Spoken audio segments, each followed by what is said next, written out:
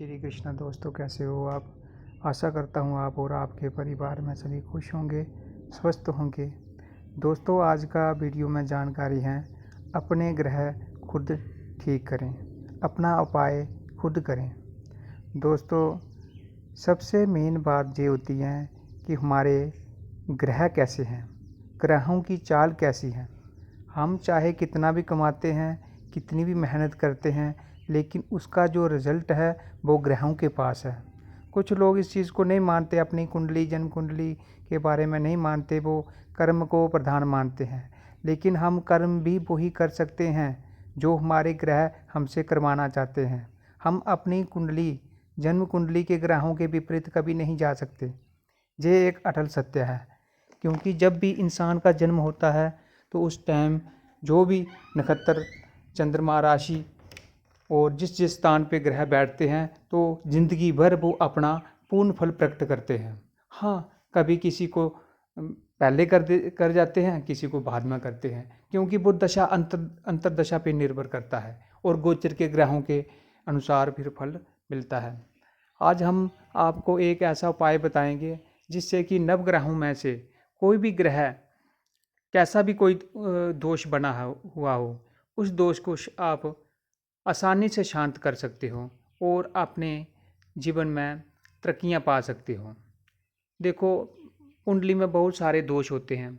कुछ लोग कुंडली ना देखकर तरह तरह के तांत्रिक लोगों के पास, ओझा और भक्त लोगों के पास फिरते हैं। अपने वो ये सोचते हैं कि हमारे ऊपर किसी ने तांत्रिक बाधा कर दी है, हमारे काम की बंदिश कर दी है।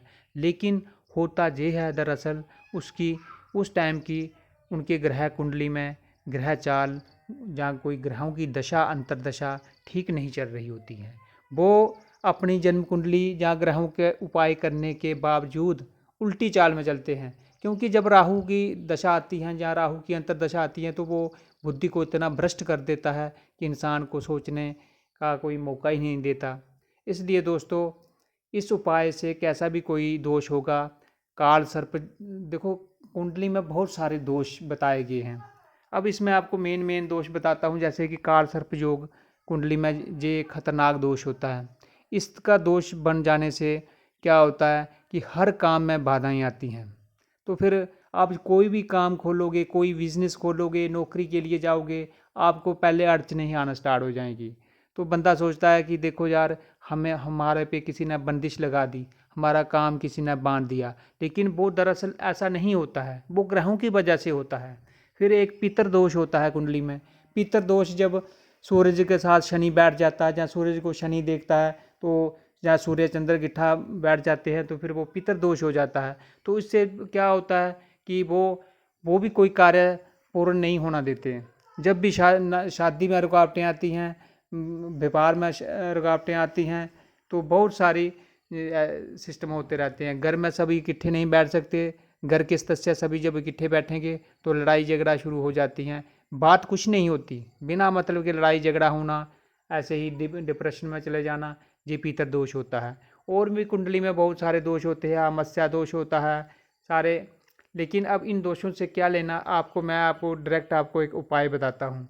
उस उपाय को आपने करना है क्या, जो सूखा नारियल होता है ना, आपने सूखा नारियल लेना है। और अगर आप चाहते हो कि आपके फैमिली के सब सारे सदस्यों के ग्रह ठीक रहें और घर में सुख शांति बने रहे, तो सबके ग्रह ठीक हो जाएं, तो आप लोग फिर क्या करना है, किसी भी शुभ दिन, या आप पूर्णमासी टू पूर्णमासी लगा दें, पूर्णमासी वाले दिन या अमावस्या वाले दिन, कोई भी दिन लगा लो। मैं ये नहीं कहता इसमें कोई मुहूर्त वाली की कोई बात नहीं, कोई दिन बार की कोई बात कोई कैद नहीं। जब आपका मन करे, जिस दिन आपने एक दिन डिसाइड कर लिया इस दिन हमने ये उपाय करना है, तो सुबह उठकर नहा धोएं। तो आपने क्या करना है, ये जो अनाज होते हैं ना, 7 अनाज, मूंगी, माँ की दाल, चने की दाल, गेहूँ, बाजरा, ये सारे आपने पिसवाने हैं थोड़े थोड़े, खुद ही ग्राइंडर कर लें थोड़े थोड़े।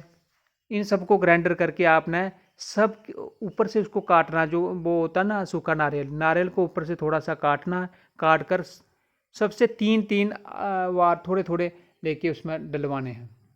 मतलब उसको भर देना है आपने सभी अपने घर वालों से एक एक मुट्ठी उसमें डाली, वो भर जाता, थोड़ा सा आता है उसमें, और उसमें थोड़े सा वो शक्कर मिला लेनी है। जो अनाज होंगे 7 किस्म के अनाज होंगे ना, जो बाजरा, माह की दाल, चने की दाल उसको उसमें तो वो खांड होती है ना, जो शक्कर शक्कर होती है, आप गुड़ की शक्कर कुछ भी, उसमें थोड़ा सा घी मिला लें। ऐसा पूरा एक हलवा टाइप की तरह से बना के सभी का हाथ लगाकर उसमें उसको भर दें। भरने के बाद उसको जहाँ से काटा था उसी के साथ उसको बंद करके, और उसको घी लगा के, उसको ऊपर से घी लगा के बंद कर दें, बाहर से घी लगा दें, उसको बंद कर दें। और सभी के आपने सिर से 7 बार घुमाना है, और इस मंत्र को आपने पढ़ना है। आप इस मंत्र को ओम ब्रह्म मुरारी त्रिपुरानतकारी भानु शशि भूमि सुतो बुधस्य गुरुष्य शुक्राशनि राहु केतवा सर्वे ग्रह शांति कर भवंतु। ओम शांति ही शांति शांति। इस मंत्र को आप नेट पे सर्च कर सकते हैं, जहाँ लोग कहीं से भी आपको ये मिल जाएगा बड़ी आसानी से।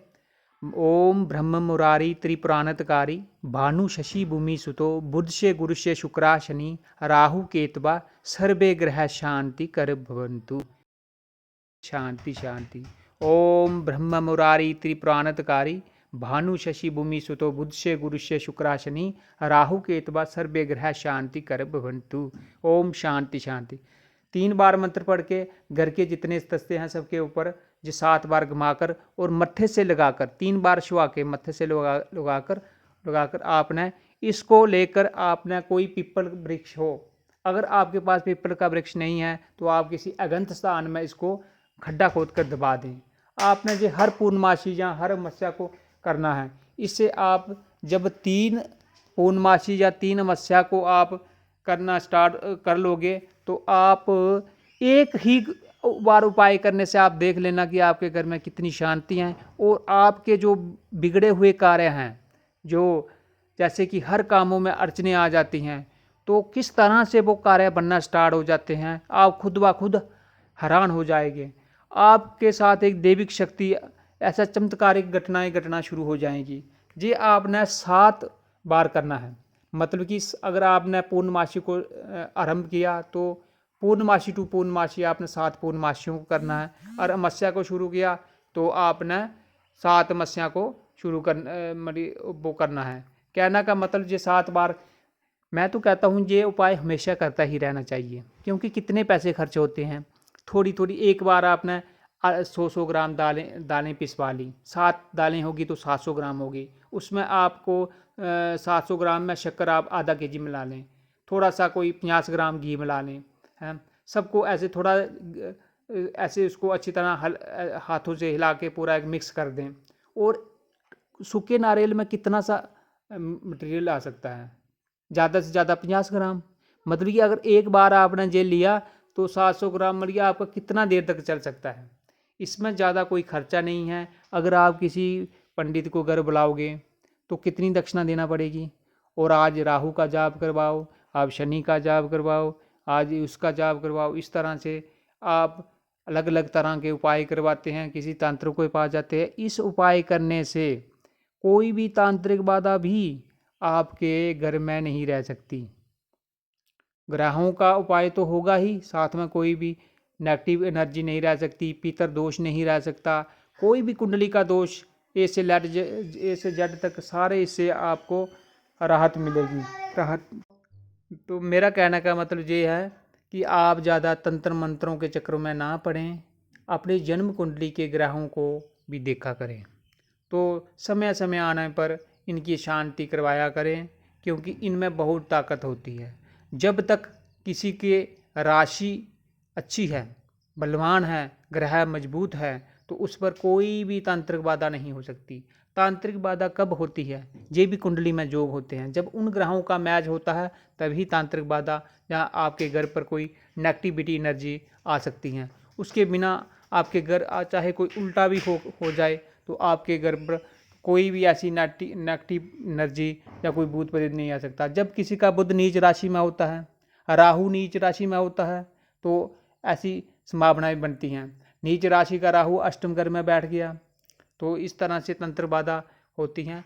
अगर आपके ग्रह अच्छे हैं, अगर आपके कुंडली में दशांतर दशा अच्छी चल रही हैं, तो आप इन चक्रों में ना पड़ें और अपना काम करें, जो करते हैं उसमें आपकी तरक्की होगी। इसी के साथ मैं इस वीडियो को विराम देता हूँ। जय श्री कृष्ण।